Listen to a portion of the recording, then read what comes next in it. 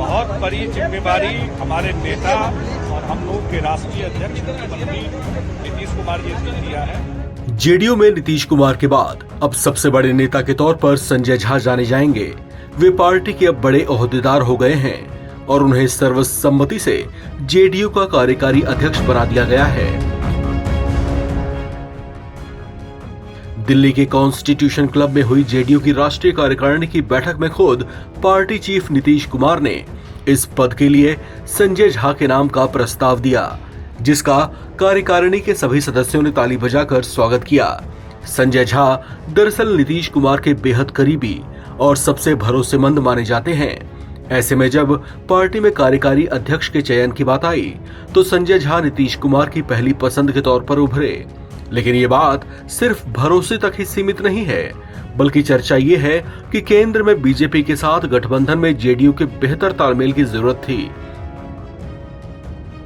संजय झा का नाता क्योंकि बीजेपी से भी रहा है, ऐसे में बीजेपी से तालमेल बैठाने में इन्हीं को सबसे मुफीद माना गया।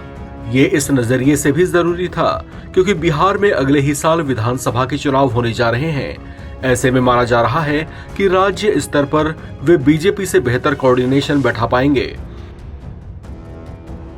पार्टी के इस फैसले से गदगद दिखाई दिए संजय झा ने अपने एजेंडे पर भी खुलकर बात किया। उन्होंने कहा कि उनका पहला लक्ष्य पार्टी को राष्ट्रीय स्तर की पार्टी बनाना है। इसके लिए वे खूब मेहनत करेंगे और दूसरे राज्यों में भी पार्टी के विस्तार और उसके प्रभाव को बढ़ाने के लिए काम करेंगे। वहीं संजय झा ने मिशन बिहार इलेक्शन 2025 को लेकर भी अपनी बात रखी।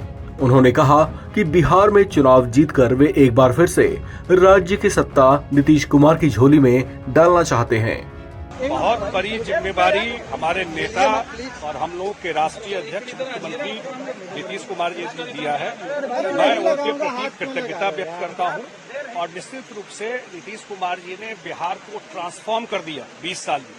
तो इनके काम को बात को लेकर के अन्य जगह भी जाना ये एक उद्देश्य रहेगा, लेकिन बड़ी जिम्मेवारी है। नेशनल एग्जीक्यूटिव की बेहद महत्वपूर्ण बैठक थी, कई मुद्दों के ऊपर चर्चा हुई, तो अहम विषय जिनके ऊपर चर्चा हुई बताए हमने। नहीं, वो तो प्रस्ताव आपको दे देंगे, जो प्रस्ताव सब पास हुआ है उसको आप देख लीजिए। लेकिन अभी मेन यही है कि बिहार में जो चुनाव हुआ अभी उसने दिखा दिया कि 40 में 30 सीट हम लोग जीते। 177 असेंबली सीट पर आउट ऑफ 243 हम लोग चुनाव जीते हैं।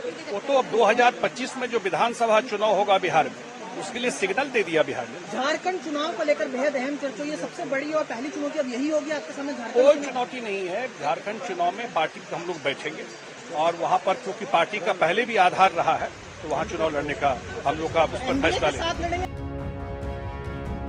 जेडीयू के नए कार्यकारी अध्यक्ष संजय झा ने कहा कि नीतीश कुमार ने जिस भरोसे के साथ उन्हें ये पद सौंपा है उस पर वे खरे उतरकर दिखाएंगे।